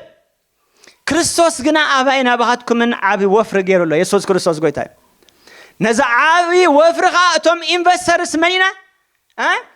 بقندو كريستوس كوينا أنا نسخاتكم من كان نايز نجارز انتاينا تواسات ويدما نا يسوس كريستوس انتاينا نقاديانينا ناي بحق أمونات كوينا نز مخليت زي كنشرفو انت دا أخيلنا خا بيزنس كتكايد كل خامتشم مخسب بقدني خاص بيكون عندي اتترفي اتمخسب أبي زلو أبي دلو أب سماي زلو يسوس كريستوس قويتاي كبرنا أملاخنا ياخد سلازي ننعلتو سي أب سماي زلا بيتي سي يتطبق على خدو اتناتي أخليل سي يبزحو على خدو النابلنا كابز مدراوي نجر نلعلي اتسماياوي نجر انتي كخوننا يقبو قدي كخوننا يقبو مالتي أبلوكاس معرف 10 حدا كزارب كله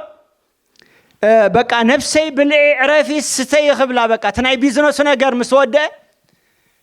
مودة تابعك مسلا خلقنا انتهي له اتنجزا رسو حبتي زئكب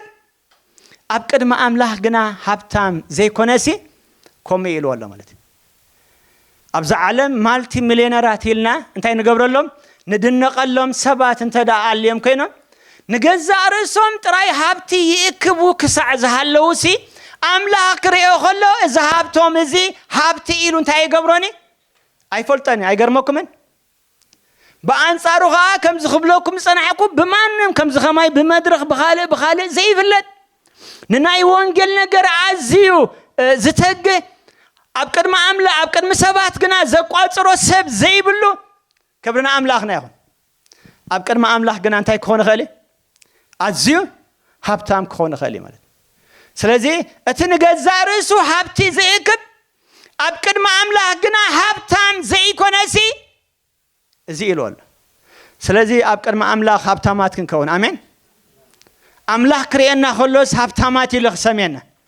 يسوع كريستوس قويتاي زي جزياوي نايزا مدر نجر انتهي كي قبرنا كي عشونا يسوع كريستوس قويتاي كبرنا جزيابي هر أملاخنا يخون نزي ناي وانجل نجر انتهي زخونا زساعتنا سبات كنكون سلازي أمسحف قدوسنا ملسيلنا قال سلسته أبنت كنزارب ما شعو حبيرنا خنسأل سلازلنا لهم معلتي كبرنا أملاخنا يخون كنسألينا أبنفسه كفنا دما impartition كله آمين اتقال كوز كله كبرنا أملاخنا يخون بقى نتقال زخيل كات أقاله آمين نتقال زخيل كا منفس قدوس الله يسوع كريستوس قويتاي سلسته حص ربي له أمسحف قدوسنا بزي ناي وانجل أقل قلوت استقو سبات كزارب ما شعو تسألينا نبتنا يتسألوت نقر كنسقرينا يسوس كريستوس قويتاي حدا ماركوس معرف حمشن رخبو سبي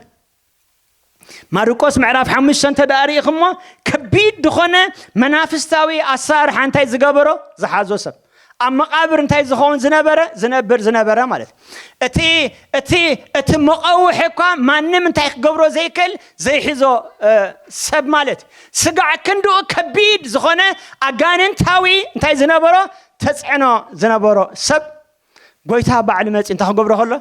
دليفر كقبرو خلو خنا قفا خلو انا نسخاتكم كان نالبات اتي اكايدا خفالالي يخل دعنبر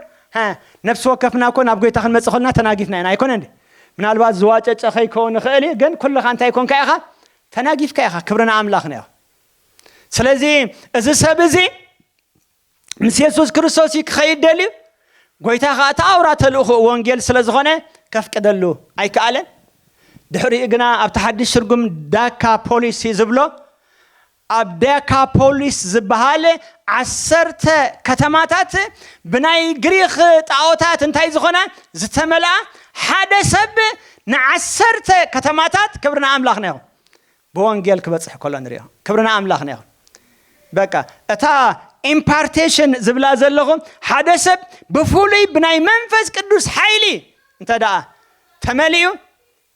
عسرت كتماتات بوانجيل معلقلا قليلا يكون زاسوي عنتوي كاب 5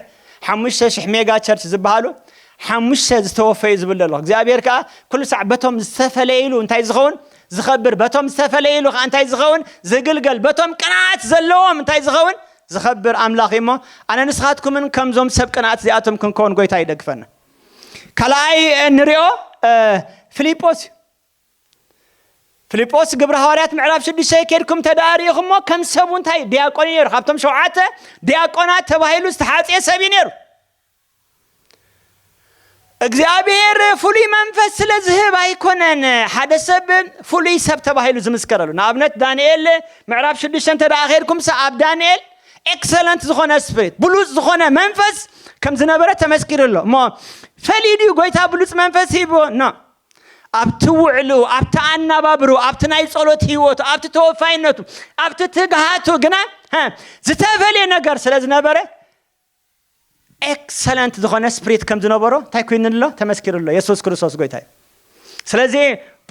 ፊልጶስ ድማ ከም ሰቡ ዲያቆን ተባሂሉ እንታይ ኮይኑ ግብረ ሐዋርያት ምዕራፍ 8 ከድና ክንሪኦ ኸልና ግን ሓደ ፊልጶስ ድማ ንሰማርያ እንታይ ገይርዋ ኢየሱስ ክርስቶስ ጎይታ እንታይ ገይርዋ በወንጌል በጽሕዋ ክብርና አምላኽና ይሁን ሓደ ስለዚ ለሞን ኣነ ንስኻትኩምን እደግመየ ዘለኹ ንፊልጶስ ክኸውን ፊልጶስ ተባሂሉ ክምስከረሉ ዝገበረ እንታይ እንተዳኢልና ናይ መንፈስ ቅዱስ ሓይሊ ኣብቲ ማዓስከር ከለና ሰላም ኣብ ዝበሃል ኢትዮጵያዊ ኣብ ዝእቶን ዘይእቶን ይዛኣቱ ማለት መጺና ይዝከረኒ ግብረ ሐዋርያት ምዕራፍ 8 አንቢብልና ታጥቕሲ ሓደ ዓቢ ስደት ኮነ ያትብል ታጥቕሲ 7 ከዓ ዓቢ ሓጎስ ኮነ ያትብል ክብርና አምላኽና ይሁን ነገራት ክጅመር ከሎ ብምንታይ ተጀሚሩ ብስደት ተጀሚሩ ዓቢ ስደት ኮይኑ እቲ ዓቢ ስደቶም ግና ንዓቢ ናይ ወንጌል ኣሳርሓ ስለተጠቀሙሉ ከዓ ጥቕስ 8 ከዓ ዓቢ እንታይ ኮነ ይብለና ሓጎስ በቃ ሓንቲ ነገር ክምርቀኩም ይልና አንድ ቀን የክሳራ ጊዜ አይንርባችሁ ይልና ኢየሱስ ክርስቶስ ጎይታ ሓንቲ መዓልቲ እኳስ ናይ ክሳራ መዓልቲ አይተሃሎ እዚ አይል መሪቕና ዓመትን 6 ወርሕ ንኸውን ይፍቲ ማዓስከር ከዓ ብዙሕ ሰብ እትምርቃ ከም ዘለዎ ተባሪኽሎ ናይ ወንጌል ዕዮ ክዕዮ ከሎ ርኢና ለና ማለት ኢየሱስ ክርስቶስ ጎይታ ኣነ ንስኻትኩም ድማ ከም ስደት ኣፍቆዱ ፋሒልና ለና ሎሚ ስደትና ግና ንናይ ክብሪ ወንጌል ይለወጠልና አሜን ኣብዚ ኸድናዮስ ንወንጌል እንተግህ ሰባት ክንከውን ጎይታ ይርዳአና እዚ ፊልጶስ እዚ ከድኩም ኣብቲ ግብረ ሐዋርያት 21-22 ተዳሪኽሞ ወንጌላዊ ፊልጶስ ይልወል ኣሞንጎ ግብረ ሐዋርያት ምዕራፍ 8 ምዕራፍ 21-22 ናይ ልዕሊ 10 ዓመት ይፍልል ዘሎ ነቢያት ደቆ ኣምፂ ኣብቲ ደስኒ ናቱ ምስ በጽሐ ወንጌላዊ ኢሉ ኣብ ጠቂስወሎ ስለዚ ንልዕሊ 10 ዓመት ዝኣክል ብናይ መንፈስ ቅዱስ ሓይሊ ነዚ ናይ ወንጌል ኣገልግሎት ክብርና አምላኽና ይኹን እንታይ ክገብር ክኢሉ ክተግሃሎ ክኢሉ ገሌና ጀሚርና ንገድስ ገሌና ኣፍርቅ በጽሕና ደው ንብል እንታይ ስለ ዝኾነ እንተዳኢልና እዛ ናይ መንፈስ ቅዱስ ኢምፓርቴሽን ቀስ እንዳበለት እንዳለማመደት ናበይ ስለ ተውርደና ናብ ዜሮ ስለ ተውርደና ኢዳ አንበር አምላኽ ፊልጶስ አምላኽና አሜን ናይ ዕንቁሩዖብ ዘገርም ባህሪያሲ ዕንቁሩዖብ ነገራት ብጣዕሚ ሴንሲቲቭ ኣይኮነ እንዴ ኣብ ውዒ ነገር እንተዳመጽ ሕጂ ቀልጢፈ ጃምፕ ትገብር ማለት ዕንቁሩዖብ ብኸመይ ትቅተል እንተዳ ኢልኩም ንግን ኣብ ልብጥ ዝበለ ኣብ ሙቐት ዘሎ ዘየሎ እንተዳ ኣቐሚጥከ ግን ቀስ እንዳበለ እቲ ዋዒት እንዳ ጸለዋ እንተዳ መጽ ግን ኣብኡ ኸላ እንታይ ትኾን ማለት ትመወት ማለት ስለምንታይ ኣዳብት እንዳገበረቶ ስለ ዝኸደት ነቲ ኩነታት ትቅተል ከም ዘላ ክሳዕ ዘይፈለጠሲ መወዳእታ እንታይ ትኾን ሞይታ ትተርፍ ማለት እቲ ዝኸበደ ናይ መናፍስቲ ኣሳርሓ እቲ ደው ኢሉ ዘሎ ዝመስሎሲ ወዲቑ ኸሂሉ እንታይ ይኾን ኣለኹ እንዳበልካስ ትወርድ ከም ሲምሶን ድሕሪያ መወዳእታስ ፍንሕንሕ ተበልካስ እቲ ሓይለ ኸባኻ እንታይ ኮይነ ሎሚ ጎይታ ይርዳእና አሜን እንዳለማመደ ካብ ዘጥሕለና እናለማመደ ካብ ዝወስደና እናለማመደ ካብቲ ኣውራ ናይ ወንጌል ተልእኾ እንታይ ዝገብረና ዘጉድለና ብሽም ኢየሱስ ክርስቶስ ምንጋፍ ይኾነልና ምክንያቱ ሎሚ ካልእ ፊልጶስ የለን አሜን ካልእ ጳውሎስ የለን እግዚአብሔር ካባይን ካባኻትኩምን እቲ ናይ ወንጌል ኣገልግሎት እንታይ ዝገብሮ ዝጽበዮ ኢየሱስ ክርስቶስ ጎይታ ሳልሳይ ከም አብነት ክጠቅሶ ዝደሊ ኣብዚ ንጡፍ ናይ ወንጌል አገልግሎት ቢል ግርሃም ማለት ኣብ ዘመን ቢል ግርሃም እንተዳ ሪኢናዮ እቲ ናይ መጀመርታ ቴዎሎጂ ምስ ወድአ ናብ እንግሊዝ ይኸይዱ ስቴፈን ፎርድ ዝበሃል ሰብ ይረኺቦ እንግሊዛውያን ድማ በአሜሪካውያን ዝመጽእ ስብከት ብዙሕ እንታይ ይገብርዎን የማይቀበልዎን ማለት ስለዚ ኣብቲ ቀዳማይ መዓልቲ መጽኡ ሰቢኹ ወልሓንቲ ገጽ ዝገበረሉ ሰብ ኣይረኸበን ማለት ድሕራይ እቲ ስቴፈን ፎርድ ዝተባሃለ ሰብ ግን እዚ ሰብ ዝኻ ፉሊ ናይ መንፈስ ቅዱስ ኢምፓርቴሽን ይደለ ነይሩ ከመይ መንፈስ ቅዱስ አባይ ስብፉሊ ምንቅቃሕ መጽኡ ዘተንሳኒ ዝሰርሐኒ ዝብል ህይወት ይደል ነይሩ ማለት ድሕራይ እተን መንፈስ ቅዱስ ይሕግዛኤን ዝበለን ከም ዝሕጂ ዘንብበልኩም ዘለኹ መጽሓፍ ኤፌሶን ኣብ ቆሮንጦስ ዝተባሃለ ይሕግዞ እዩ ዝበሎ መጽሓፍቲ ሳንጣ መሊኡ ን12 መዓልቲ ናብ ዝፍለየሉ ሆቴል ይኸይዱ ማለት ድሕራይ ተዘንብቦ ከንብብ ጀሚሩ ኣብ መጽሓፍ ኤፌሶን ምስ በጽሐ ናይዚ ዓመት እዚ መጽሓፈይ ማለት ከምዚ ዘጽናዓ ዘለኹ ሳያ ማለት መጽሓፍ ኤፌሶን ምስ በጽሐ ግን በቃ ከምዚ ብዛዕባ ምምላስ ምሽውዓተ ነገር ክዛረብ ጸኒሕ ንምልኣት ዝገልጽ መጀመርያ ማሕተም መንፈስ ቅዱስ ከም ዝረኸብና ኣብቲ ምዕራፍ 2 ድማ ካብቲ ናይ ሓጢያት አሳርሓ ወፂና በመንፈስ ቅዱስ ህያዋን ከም ዝኾና ኣብቲ ምዕራፍ 3 ከዓ ኣብቲ ጥቕሲ 16 በመንፈሱ ድማ ኣብቲ ውሽጣዊ ሰብ እንታይ ከም ዝረኸብና ብርትዐ ከም ዝረኸብና ኣብቲ ምዕራፍ 4 ድማ እታ ብማእሰር ሰላም በፍቅሪ እናተጻወርኩም ኢልዎ ዘሎ ድማ እቲ ሕብረት ባዕሉ ናይ መንፈስ ቅዱስ ምዃኑ مسترد مودعتا معرف 5 ጥቕሲ 18 ድማ እቲ ማሕተም መንፈስ ቅዱስ ዝብል ኦሬዲ ፓስቲ ካብ ሕሉፍ ግን ና ፕሬዘንት ዝኾነ ነገር ኣብቲ 5:18 ድማ ንሕድኩም እና ተዛረብኩም ስንታይ ምላእኩም ኦኬ ለካ መልአት መንፈስ ቅዱስ ነናይ መዓልት እንታይ ዲቮሽን መልአት መንፈስ ቅዱስ ነናይ መዓልት እንታይ ተጋቲ ክብርና አምላኽና ይኹን እዚ አምስ በረሃት ሁሉሲ በዲል ማለት ና12 መዓልቲ ኢሉ ሓሲቦ ዝነበረ ኣብ 10 መዓልቲ ሳንጡ ጠቕሊሉ ንቤተ ክርስቲያኑ ተመሊሱ ክብርና አምላኽና ይኹን ሽዑ ኣብታ አገልግሎት ከገልግል ምስ ወፀ fully impartation ዘለዎ አገልግሎት መጀመሪያ ጊዜ አገልግሎ ማለት ኣብታ አገልግሎት ያኻ መነሩ ቢል ግርሃም ነሩ ማለት እታ አገልግሎት ልክ ምስተወደት ቢል ግርሃም ከዱ ሰላም ይለዋ ማለት ስለዚህ አነ ድማ እዚ ኢምፓርቴሽን እዚ ይደል አለኹ ይለዋ ማለት ጸገም የለን ተተሐይዝና ከንከይድና ናፍቲ ቦታ ኢምፓርቴሽን ይለዋ ማለት ናፍታ ልምት ሆቴል ተተሐይዞም ከይዶም ማለት ስለዚህ ቢል ግርሃም ሕጂ ዝሰብ ቢል ግርሃም ታይ ተጸቢ ከም ዝሕጂ ኩሉ ሰዓት ንገብሮ ኢዳም ቢሩ ዘይት እንዳፍሰሰ በቃ ኢምፓርቴሽን ክጸልየሉ ተጸቢ ማለት በቃ እቲ ስቴቨን ፎርድ ዝብለኩም ዘለኹ እተን ዝሓለፈን ስቴቭ ኤፌሶን ምዕራፍ 1 ይንበበሉ ኤፌሶን ምዕራፍ 2 ይንበበሉ ኤፌሶን ምዕራፍ 3:16 ይንበበሉ ኤፌሶን ምዕራፍ 4:3 ይንበበሉ ኤፌሶን ምዕራፍ 5:18 ይንበበሉ ተንበርኪኽና ኣይጸልየሊና ተንበርኪኽና ንጸልይ ብሎ ቀዳማይ መዓልት እንባ ተንበርኪኹ ጸልይ እንታይ ማዓሲዳ ክጸልየለይ ካላይ መዓልትኻ ናብቲ ሆቴል ተመሊሶም ማለት ልክዕተን ኣብተን ቀዳመይቲ መዓልት ዝገበረን የንብበሉ ተንበርኪኹ ይጸለ ማለት መበል ሳልሳይ መዓልት ቃሎ መዓልት ጽልየለ ይኸውን ኢልኻ መበል ሳልሳይ መዓልት ምስ መጽኻ ልክዕተን ናይ መንፈስ ቅዱስ መስርሕ ዘለውን የንብበሉሞ ንጸልይ ብሎ ለካ ቢል ግርሃም ከይፈለጠ እንታይ ዝኸውን ደሎ መንፈሱ እንታይ እናኾነ እና ተለዓለ መንፈሱና እንታይ እናኾነ እና መልአ አሞዳታ ናብቲ ትኽክል ዝኾነ ምልአት ናይ መንፈስ ቅዱስ መጽ ኢየሱስ ክርስቶስ ጎይታይ ተሲእሹ ሓደ አዋጅ አውጅ my ministry will not be the same again ኢሉ ኢየሱስ ክርስቶስ ጎይታይ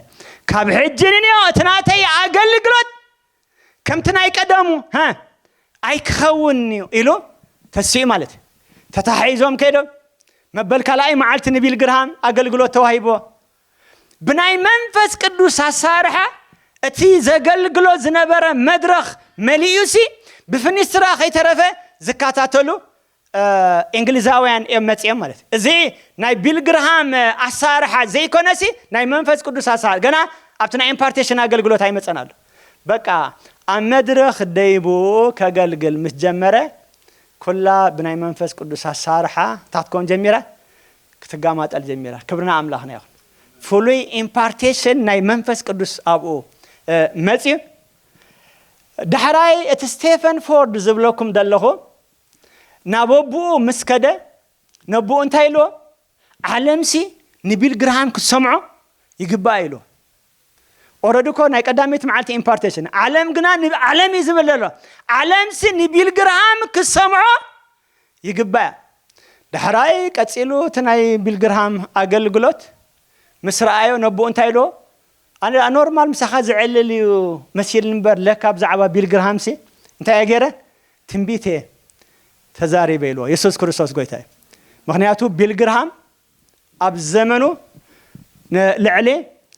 200 ሚልዮን ሰባት እንታይ ኮይኑሎ ማለት እዩ ብወንጌል በፂሕሎ 10 ሚልዮን